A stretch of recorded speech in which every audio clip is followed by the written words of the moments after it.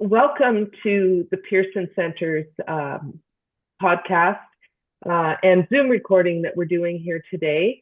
I want to start by acknowledging that I'm joining this recording from Oakville, Ontario, which is in Halton Region, which is part of the treaty lands of the Mississaugas of the Credit First Nation and the traditional territory of the Haudenosaunee, Huron-Wendat, and Anishinaabeg peoples, emphasizing a commitment to our reconciliation and respect for Indigenous communities.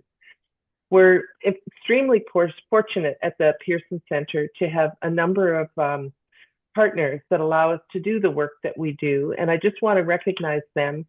We have AMAPCO, the Canadian Building Trades Union, the Nuclear Waste Management Organization, Bruce Power, Sandstone, Fasken, and then our media supporters are Spark Advocacy, North Star Public Affairs, and National News Watch. I am really excited to have this conversation today with Rita Ruduša, who is the Regional Director for Eastern Europe with the International Fund for Public Interest Media. Rita, thank you so much for joining. I know it's 4 o'clock in the afternoon where you are. We're just getting out of bed. So you know, I appreciate, even with the time difference, you joining us today to talk about the importance of a public interest media and that independent, free voice for our democracy and so many other things we're going to get into. But I wondered, maybe we could just start if you could tell us a little bit about the organization that you work for, the International Fund for Public Interest Media. Hello. Thank you for having me. Very, very happy to be talking to you across several time zones. Yes, let's have a very quick business card of International Fund for Public Interest Media, or IFPIM, as we refer to it. IFPIM is a multilateral mechanism, the only one of its kind that is dedicated solely to supporting independent media. So in the overall landscape of media support, we are this unique creature, so to speak, because we are not a non-governmental organization, not a non-profit. We are an international organization, a multilateral organization with members that are governments of democratic countries and philanthropic foundations that pitch in so that we can distribute funds to media in Global South and also in Eastern Europe, which is the region that I am in charge of.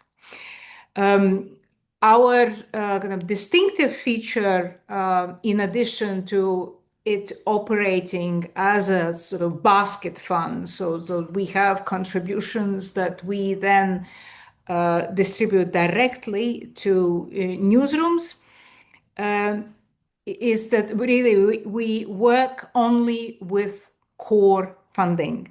Core funding is the one that helps media to not just survive, but actually invest in their development, to think strategically, to experiment, to test new platforms, new ways of operating.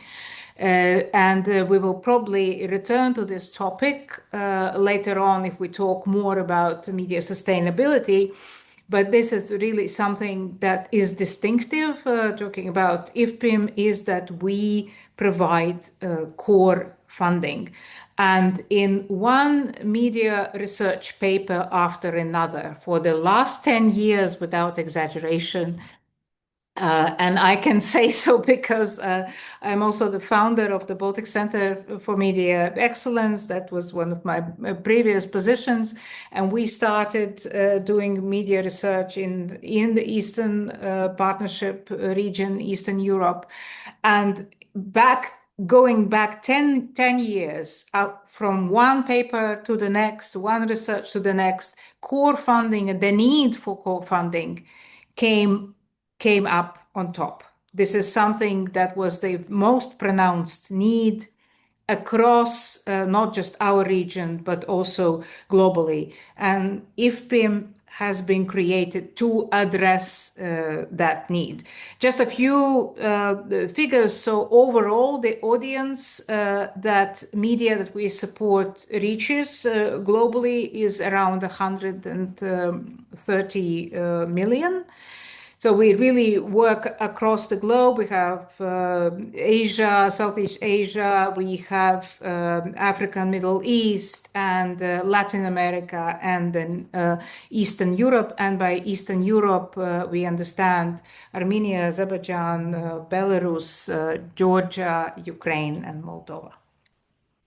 Well, the work you're doing is so incredibly important. And I think it's even more important in this day and age. We're seeing so many things happening around the world, and the ability for election interference, for disinformation, misinformation to take hold in society, that independent public media that provides an independent voice is so incredibly important. I know you were just involved, or your organization, in Moldova, where there was recently a presidential and a parliamentary election over the last 2 years. And these election cycles in Moldova are known to have they're target of disinformation campaigns. What role did independent media organizations play to counter disinformation campaigns targeting Moldova during these elections? Maybe I would start from the bigger picture. Sure. Yeah. In general, if we think about the role of independent media in democracy today, we can no longer say, just in the good old pre-social media days, that we have to hold power to account, which we still do, of course, or that we help citizens make informed decisions, which we also still do. But today, in today's environment of such an omnipresent disinformation, targeted hybrid warfare, of established media being undermined constantly, including by elected officials, democracy being undermined by people elected into office by democratic means, say in Hungary or in Georgia, and some other countries come to mind. So against all this background, it is not enough just to say we have to keep the power. If we mean me as in media, and we as ones supporting media, hold power to account and help citizens make informed decisions. What media have become is an essential part of the overall cognitive resilience of any given society. So I started from there because in Moldova we saw it in practice.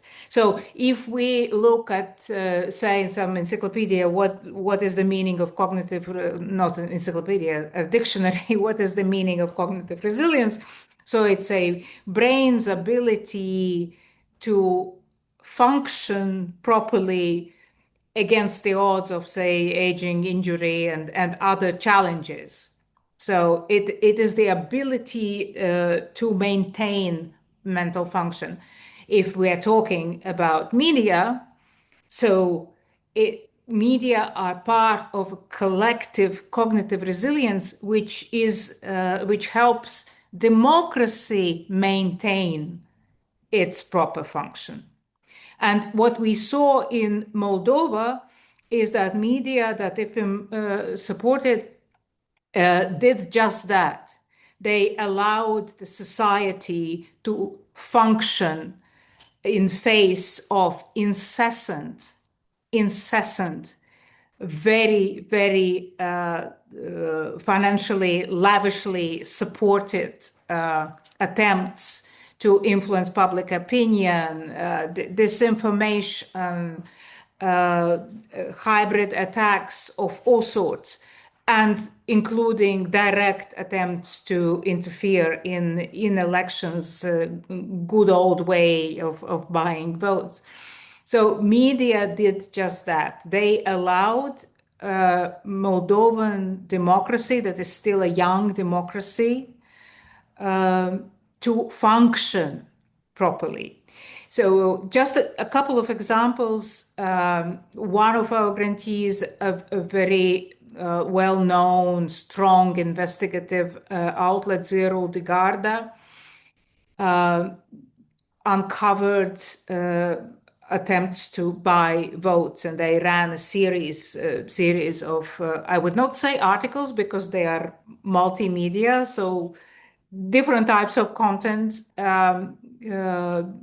uncovering this attempt, which had was very well received and really resonated within society. Other media, say regional media, worked with vulnerable communities that are maybe more susceptible to Russian disinformation campaigns because their primary language of media consumption is Russian. So what do you do in this case? You come closer, you have to engage with the community using the means that are not just producing content, but actually physically being present. Another way of reaching communities and making sure that democracy functions properly is to have a social media first strategy.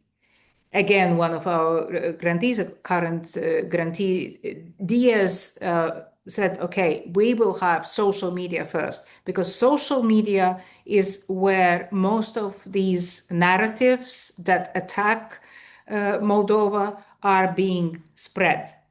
So using different means of reaching communities, building trust is helping to preserve this collective cognitive resilience. Another element is being aware of how these attacks, how disinformation campaigns work and operate, and also raising awareness in society that this is how they operate. And if I, as a member of the audience, if I know that the average kind of attack that is, say, new disinformation campaign reaches its peak from the moment the false narrative appears till it reaches the peak is around 36 hours. Wow, So 36 hours. 36 hours is from the moment it is dropped to the moment it reaches a peak. So you have that period to get out the real story that is not false. You have to be super flexible, but you also have to, as a media outlet, you cannot be just producer of journalism. You are also an actor in media literacy. This is has become in today's society part of your job. This is also how you help building that cognitive resilience, is that you are saying, this is how disinformation operates. Beware of that. As a consumer of media content, particularly through social media. So all these elements combined allow media, and in this case, in Moldova, to really help this democracy maintain its normal, vibrant democratic function, to be able to function against this incessant attacks, really incessant. The amount of money that Russia spent on the small country of Moldova is just astronomical, and they didn't get a result. The government was well prepared too, but that's a slightly different story. The question was about media, and yes, media used different means, editorial innovation, working at different platforms, reaching audiences in the more vulnerable, remote areas to deliver the message, and knowing how disinformation works in the technical, mechanical terms, to be able to tailor it precisely and reach audiences that way. Well, I mean, the example that you gave of Moldova is applicable so many other places around the world. And I know when I was in Eastern Europe as a member of parliament, we went to the NATO communications facility, and the gentleman there was talking about how Russia is the master at, electoral interference, misinformation, disinformation, because it goes back to the radio days when they used to use radio to transmit messages. It's long before the advent of social media. It's just social media has given the platform, and the 36 hours is shocking but not surprising, because I've noticed that myself as an MP, how quickly information would spread through social media, and then dispelling that misinformation became harder and harder the more entrenched once it had been shared hundreds and hundreds of thousands of times. I do wonder though, you're doing a lot of work, all of your work in particular is in Eastern Europe, but is there more awareness in Eastern Europe about the issue of misinformation and disinformation, or just because it's been around so long with Russia? Or do you think they're, compared to say Canada, or do you think the tactics are the same? Because it sounds like your media has to not only be reporting but monitoring what is out there, right? Eastern Europe, because of the curse of geography and the proximity to Russia, is exposed to disinformation. I would not even say to a greater degree, because there is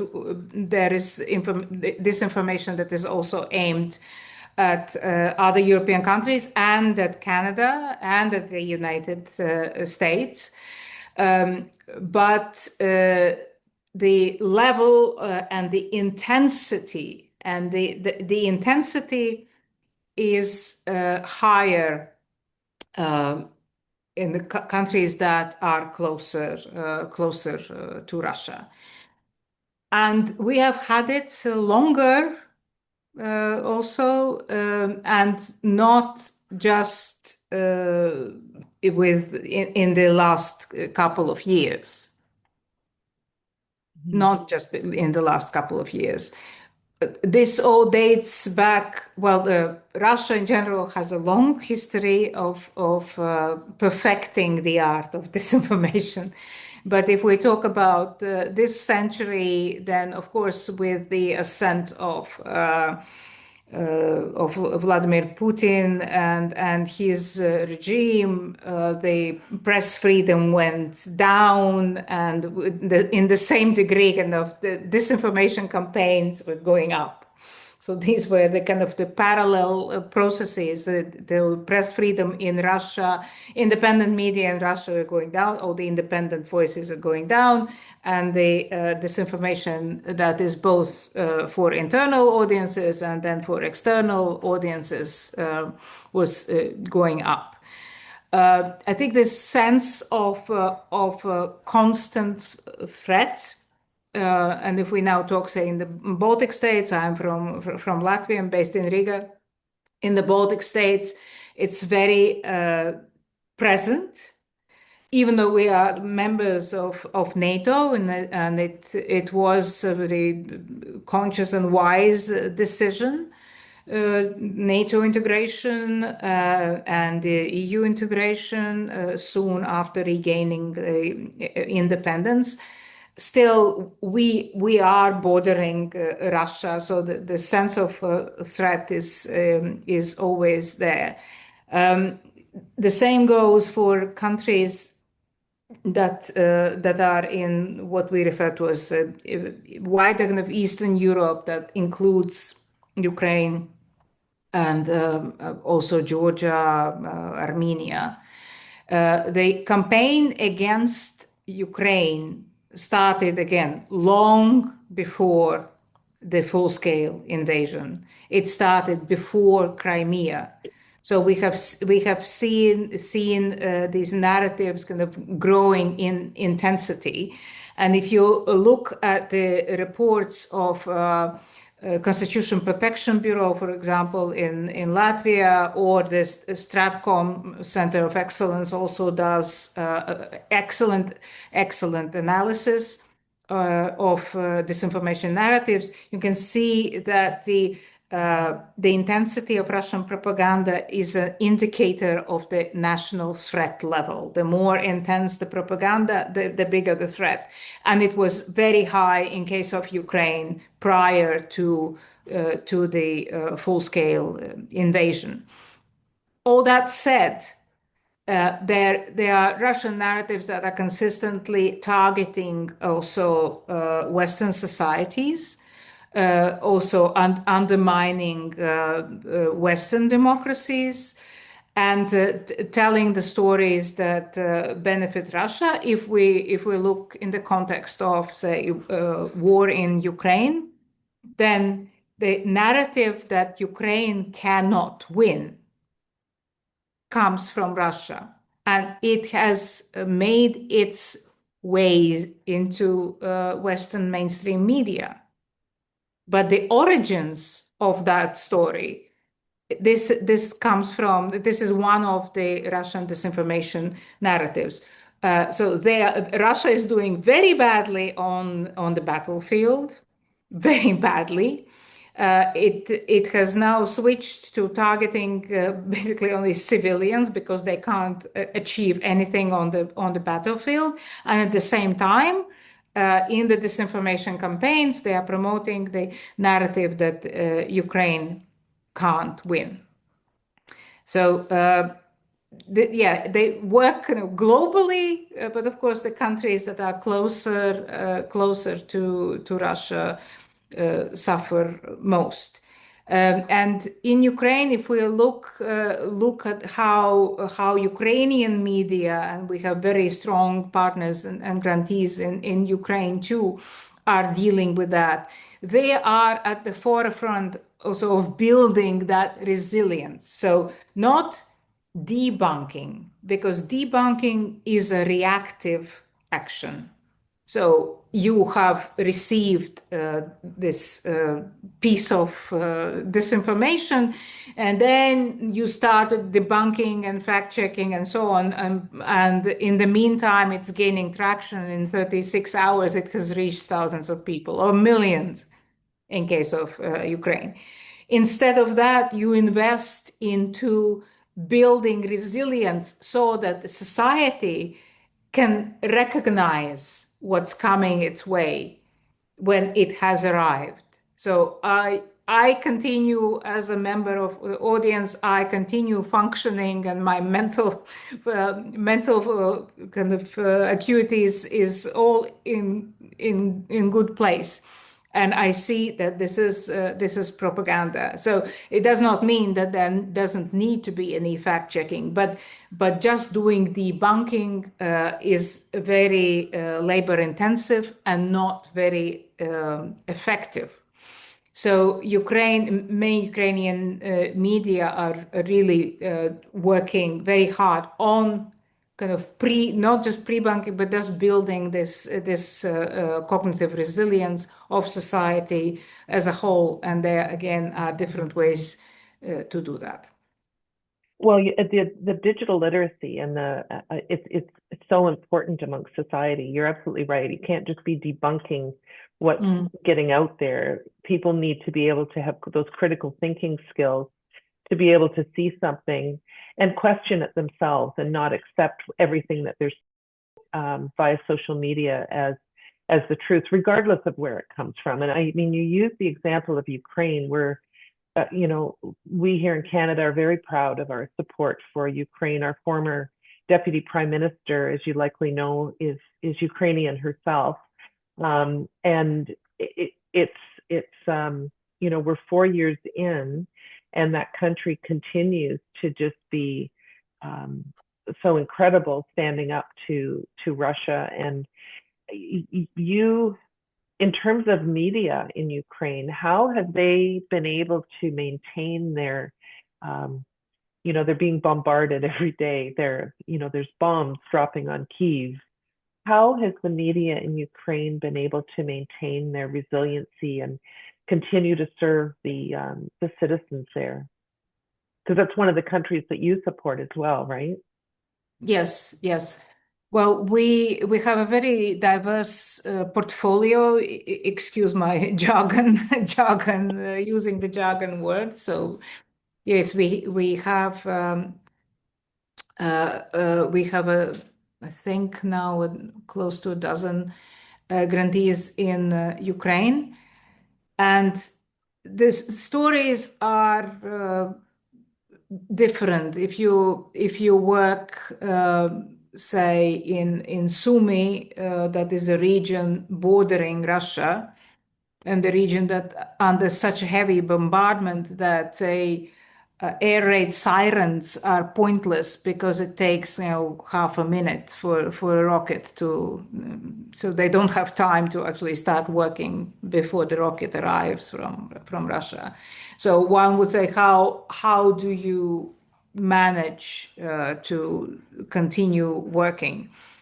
Well, dedication, of course, of the journalists is universally required in this case, but also being close to their community. So in the small communities, such as in Sumy region, they are vital for that community to function. If you are a small regional newsroom, you are literally engaged in the business of saving lives, because you are the first stop where they would look for more information, for help, and not just for help, but also for inspiration, for stories of not just survival, but beating the odds in the environment of war.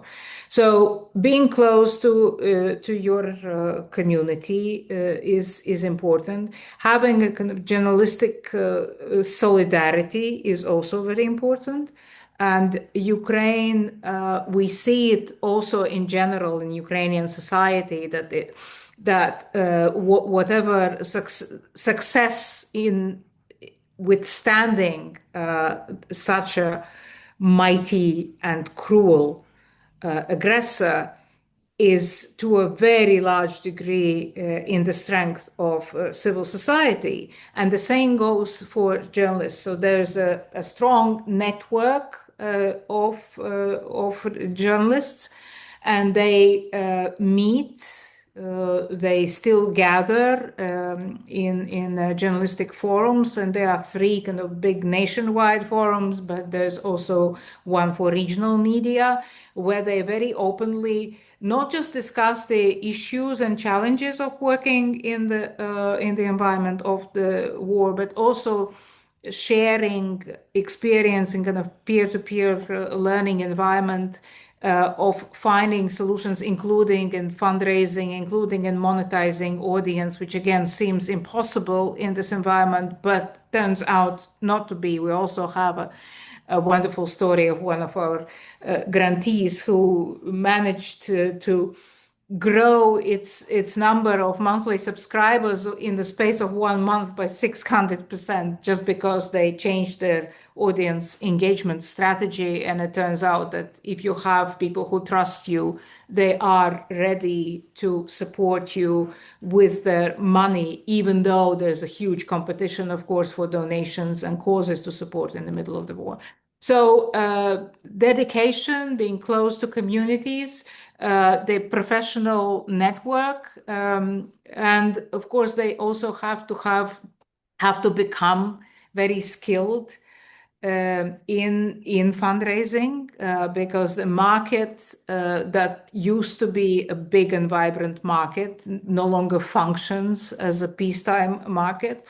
So they had to polish their fundraising skills very, very fast. And then, of course, the withdrawal of USAID from the market left a very big hole last year.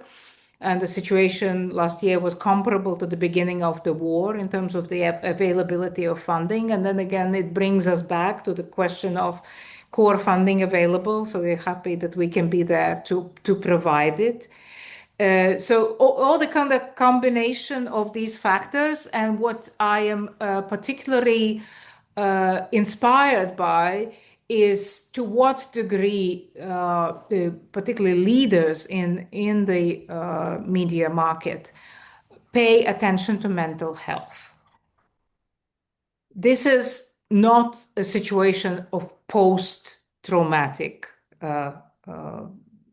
health issues. This is an active trauma that is being relived every day for months and now years.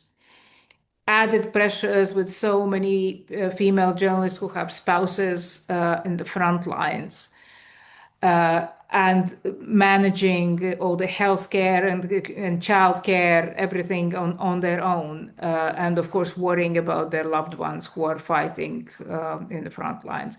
So all this highlighted the need for ongoing mental health support.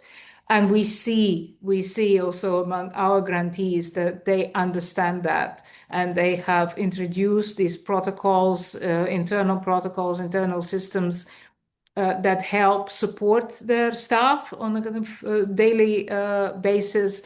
And also there are programs available for trauma management and how to continue function. We keep repeating the word, I'm sorry, I keep repeating the word function, but it does come in handy in this context too. So how to be able to continue working, producing content against this unimaginable pressure. So work pressures, and this winter also the pressure of living in unheated apartments. So mental health is very, very important aspect of it all. Well, thank you for your work there. It's so critically important. We were talking earlier about media literacy. What kinds of media literacy programs actually work? I mean, that's a problem all around the world. It's certainly a problem here in Canada. What can we be doing to educate citizens of any country about to be more to have better media literacy, to have better critical thinking styles, and you cognitive resilience. I think you what kind of programs actually work? I don't think that there are programs that or program that would be universally applicable, because it depends also on the local context. I think one success story that we would need to look at, I think, is Finland, that has media literacy very deeply integrated into the education system. Mm-hmm. And media literacy, digital literacy, so starting from early school age. So we need media literate teachers to work and help their students grow into media literate citizens. So one is education, and there are different approaches. There are approaches that try to integrate it as part of the curriculum, or having just general media literacy seminars for teachers, and then they themselves say use it in different subjects that they teach. Another aspect of it is what I already mentioned, and I think it's very crucial in today's world, is that journalists need to be media literacy advocates. Not in terms of in this dry and factual way, but actually in explaining, making it understandable and accessible what are the dangers of not being media literate. And when I look at examples, I think the interdisciplinary approach works very well.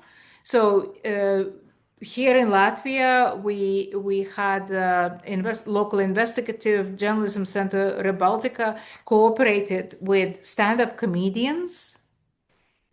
So you turn it into humor, and humor helps you to expose the absurdity of these disinformation narratives. And maybe a person who comes to a stand-up show has never read any investigation produced by that investigative journalism center, but they will go to a comedy show, and hopefully then something, I don't have empirical evidence to kind of offer you, but this is just an example of how to think out of the box when we have these journalist-driven media literacy activities. So this is not just through content that is attractive content and working through social media, using the language that is native for social media, not to be didactic or anything like that, but also using interdisciplinary approach that could be theater, that could be contemporary art, it could be literature, where a storybook for children, where you play out, and there is one storybook that I know that was also published in Latvia, how the wolf who wanted to eat a rabbit, but societal conventions would not let him do it straight away. He first demonized rabbits through social media. Yeah, so created this negative image, and then society was okay with him eating the rabbit. But luckily, wild boar investigative journalists discovered all this and wrote about it, so the rabbit stayed alive. And if you read it as a kind of just a children's story, but with all the inbuilt media literacy elements. So I think, yes, the most successful examples include that, and also using influencers. And there's an example from Ukraine, actually, where there was a massive nationwide media literacy campaign encouraging people to do a media literacy test to see to what degree their perception of how media literate they are corresponds to the actual reality of how media literate they are. And they included, famous actors, famous chefs, encouraging through their social media accounts that had a lot of followers, encouraging people to take media literacy tests. So thinking out of the box and integrating it into education systems, I think those are two approaches that work.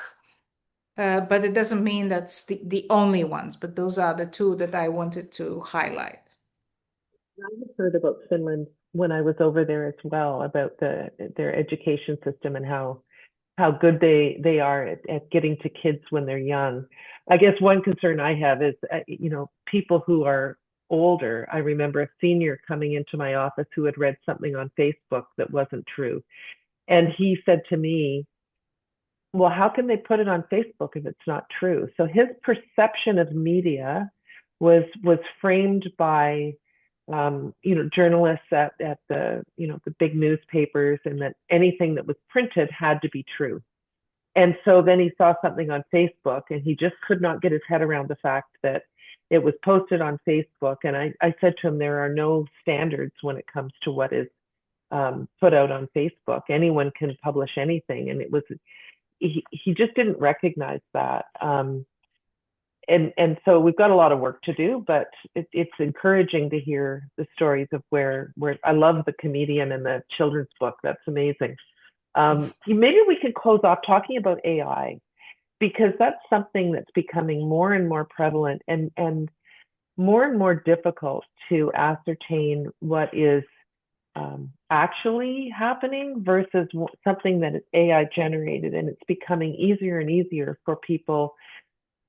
You don't need a degree and a lot of technical skills to be able to generate very realistic videos that will portray, say, politicians saying something that they never said, or being in situations where they've never been in. How do we deal with this, this booming AI industry that is coming up, and ensuring that people can, I mean, it's obviously being used more and more by bad actors, but how do we deal with AI? Because I don't know that most people actually even realize that they're watching something that's AI generated versus something that is real. This is a Sorry, very I'm big putting you on the topic. spot here. Yeah, this is a very big topic. But I think if we try to condense it, then first is regulation. And for that, of course, we need big bodies like the European Union and friends, so the European Union and friends, such as Canada, to coordinate action. And we see that within the EU is not coming easy. You know, the AI regulation is not, it has been in the making for several years, and in the meantime, AI is light years ahead. So regulation is one, so that it is clear, at least that it is clearly labeled as an AI. It would be because everything else is just a patch. Everything and anything else we do, the media literacy campaigns and everything else is just a patch. So if AI content is clearly labeled as such, that would do a lot to help address the problem. In the meantime, again, if we go back to journalism and journalists, this is a topic that needs to be on the agenda of quality journalism all the time, just to keep the awareness level high in society. That what you see is this AI slop that you see in your Instagram. Because what we can observe is that people engage with that content thinking that it is real, and trying to convince them afterwards is hard. But keeping this topic active on the agenda of media all the time. That is important. The awareness is important. I think in this respect, we see progress in recent years. I don't have figures to offer you, but there is a kind of growing understanding of the presence of AI in social media content. So that is already good news. The next step would be to reach the level where it is clearly labeled, and then we can talk about other measures that can be done. But at least this would help the audience to interact with it adequately, just like in the old sort of printed newspapers, or in also online media. When you have advertising, it is clearly labeled as advertising. And even if advertising is in the form of an article or a long read online. It is clearly labeled as such. So I will still, if I'm interested in the topic or in the company, I will still read it, but I know what I'm reading. If I don't know what I'm consuming, that's the problem. Mm-hmm. Well, I have to say the work you're doing is so critically important for democracy around the world. And as a Canadian, I'm really honored to have you join us and tell us a little bit about your work. Is there anything that you want to add that we haven't talked about? I think I would like to end with Ukraine and offer you a story of one of our grantees. So we have a grantee, Hromadske radio station. That is one of the very few media that manages to reach audiences inside the occupied territories. And there's a story of a listener of Hromadske radio in the occupied territory who would climb with his elderly mother, he would climb atop the hill several times a week with a portable transistor radio in hand so that he can catch the signal of Hromadske radio. And just that image of him and his mother, who was not very mobile, climbing up the hill, because that brought hope, that brought connection. It was a trusted partner that helped them withstand the occupation. That territory was subsequently liberated.